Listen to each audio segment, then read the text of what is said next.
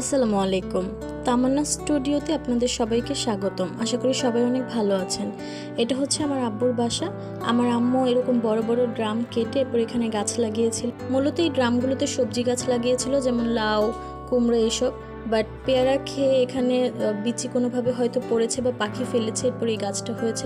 আর দেখতেই পাচ্ছেন মাশাল্লাহ গাছটাতে কত পরিমাণের পেয়ারা এসেছে। আপনারা সবাই মাশাল্লাহ বলবেন। অনেক ছোট গাছ, যেহেতু মাটির পরিমাণও কম, তারপরও গাছটা অনেক বড় হয়েছে এবং এতে পেয়ারা এসেছে।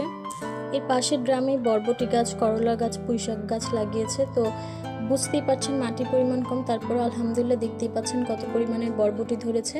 তো কিছু পেকে যাচ্ছিল এবং কিছু বড় হচ্ছিল, তাই আমি ভাবলাম এই সবগুলো পেরে ফেলি, কারণ হয়তো পরে সবগুলোই পেকে যাবে।